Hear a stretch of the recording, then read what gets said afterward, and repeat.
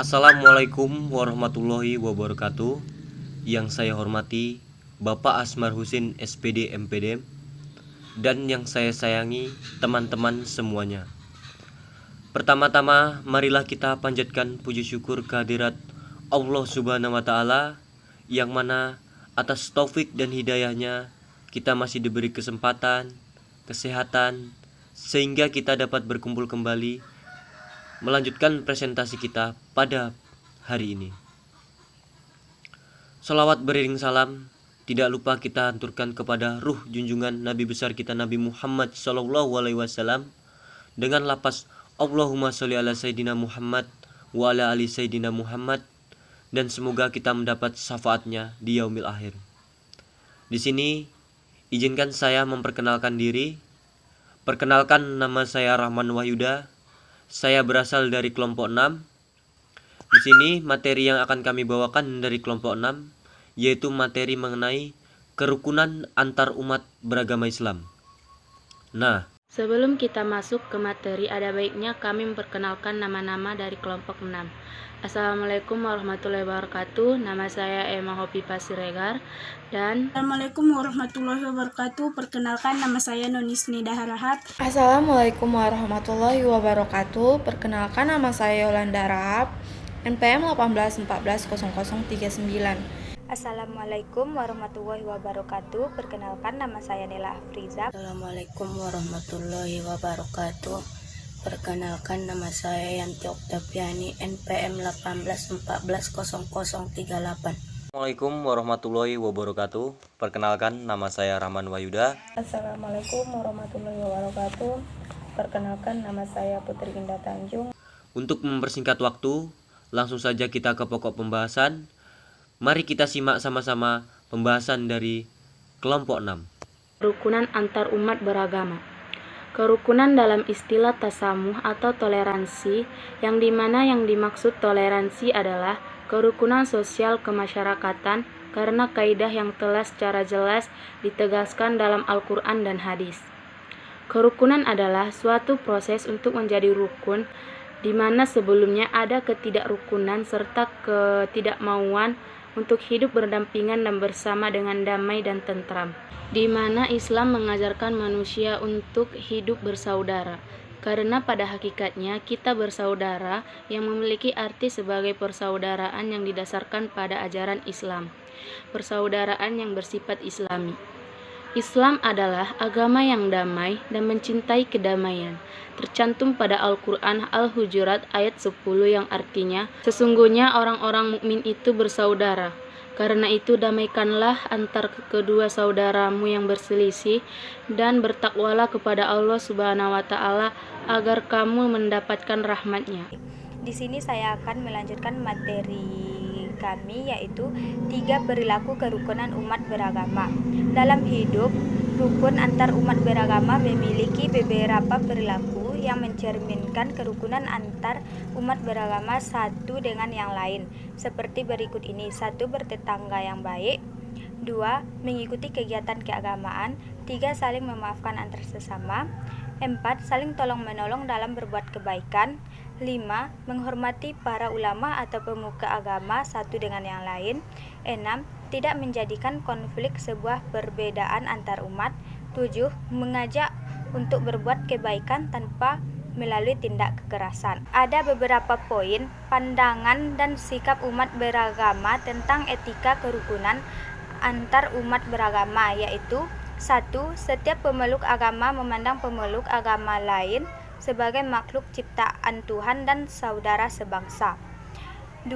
Setiap pemeluk agama memperlakukan agama lain dengan niat dan sikap baik, empati, penuh kasih sayang, dan saling menghormati. 3. Setiap pemeluk agama bersama pemeluk agama lain mengembangkan dialog dan kerjasama kemanusiaan untuk kemajuan bangsa. 4. Setiap pemeluk agama menerima dan menghormati persamaan dan perbedaan agama dan tidak mencampuri wilayah doktrin, keyakinan, dan praktek peribadatan agama lain. 5. Setiap pemeluk agama berkomitmen bahwa kerukunan antar umat beragama tidak menghalangi penyiaran agama, dan penyiaran agama tidak mengganggu kerukunan antar umat beragama. Di sini saya akan melanjutkan pembahasan kami, yaitu toleransi antar umat beragama. Toleransi antar umat beragama meyakini bahwa agamaku adalah agamaku dan agamamu adalah agamamu. Tetapi di sini saling respek atau menghargai agama orang lain dan tidak boleh memaksakan orang lain untuk menganut agama kami. Dan kami tidak boleh menjatuhkan, mengejek maupun mencela agama orang lain dengan alasan apapun. Dan dilanjutkan oleh saudara kami. Saya akan melanjutkan pembahasan kami tentang kerukunan umat Islam beragama Islam. Di sini saya membahas tentang faktor-faktor yang mempengaruhi konflik umat beragama. Dalam sebuah konflik yang terjadi di dalam kerukunan umat beragama, bukan hanya faktor keagamaan saja, melainkan faktor ekonomi, politik, dan sosial yang kemudian diagamakan. Adapun faktor-faktor yang mempengaruhi tentang konflik umat beragama. Yang pertama yaitu persoalan pendirian rumah ibadah ataupun cara penyebaran agama yang tidak sesuai dengan ketentuan yang berlaku. Yang kedua yaitu penistaan terhadap agama. Yang ketiga adanya salah paham informasi di antara pemeluk agama. Yang keempat kurang efektifnya pelaksanaan regulasi. Adapun cara mengantisipasi konflik umat beragama, yang pertama yaitu tidak memperkenalkan pengelompokan domisili dari kelompok yang sama di daerah ataupun wilayah yang sama secara eksklusif. Yang kedua, masyarakat pendatang ataupun penduduk asli haruslah berbaur dengan yang lain. Yang ketiga, segala bentuk ketidakadilan struktural agama harus berbaur dengan yang lainnya. Yang keempat yaitu kesenjangan sosial dalam hal agama haruslah dibuat seminim mungkin ataupun dihapuskan. Yang kelima, perlu dikembangkannya adanya identitas bersama.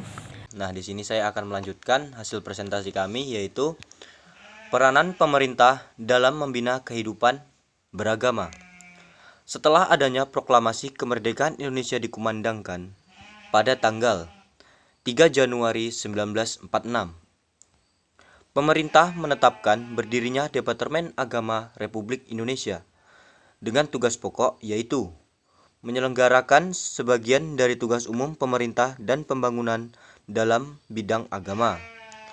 Pada buku Pedoman Dasar Kehidupan Beragama tahun 1985 sampai 1986 bab 4 halaman 49 disebut hal-hal sebagai berikut.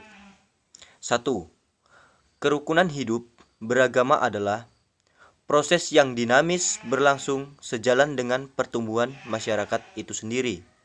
Yang kedua, pembinaan kerukunan hidup beragama adalah upaya yang dilaksanakan secara sadar, berencana, terarah, teratur, dan bertanggung jawab untuk meningkatkan kerukunan hidup beragama dengan A. Menanam pengertian akan nilai kehidupan bermasyarakat. B. Menumbuhkan dan mengembangkan sikap dan tingkah laku yang mewujudkan kerukunan hidup beragama. Yang ketiga, kondisi umat beragama di Indonesia. A. Ketakwaan terhadap Tuhan Yang Maha Esa. B. Kepercayaan kepada kehidupan di hari kemudian. C. Memandang sesuatu selalu melihat dua aspek, yaitu aspek dunia dan hakikat. Dan D. Kesediaan untuk hidup sederhana dan berkorban. E. Senantiasa memegang teguh pendirian yang berkaitan dengan akidah agama. Berikut penjelasan dari saya, akan dilanjutkan lagi oleh rekan saya berikut ini. Yaitu upaya yang mendorong kerukunan hidup umat agama.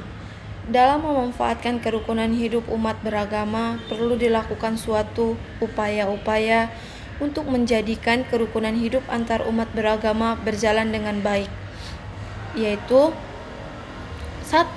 Memperkuat dasar-dasar kerukunan internal dan antar umat beragama maupun pemerintah. Kedua, membangun harmoni sosial dan persatuan nasional. Ketiga, menciptakan suasana kehidupan yang kondusif. Keempat, melakukan pendalaman nilai-nilai spiritual. Sedangkan kelima, menempatkan cinta kasih dalam kehidupan umat beragama, dan lain sebagainya. Selain adanya upaya-upaya dalam mendorong kerukunan beragama, adanya strategi yang harus dilakukan dalam membina kerukunan. Kerukunan umat beragama yang dapat dirumuskan bahwa satu pilar utama untuk memperkokoh kerukunan antar umat beragama. Dalam hal ini, ada beberapa strategi yang perlu dilakukan adalah sebagai berikut. 1. Melindungi agama dari penyalahgunaan dan penodaan.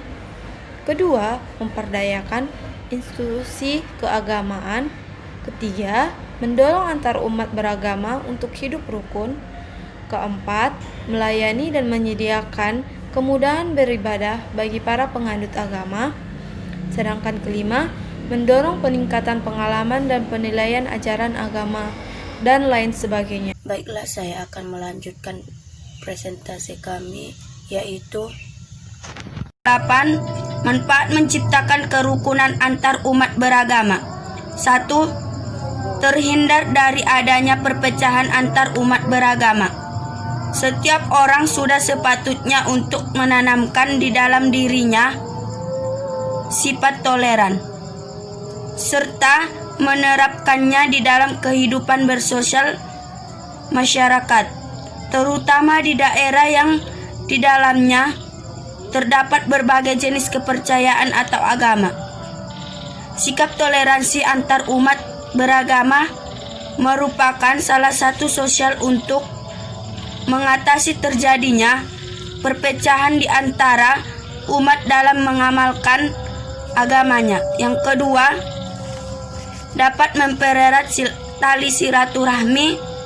Manfaat toleransi antar umat beragama berikutnya adalah terjadinya tali silaturahmi.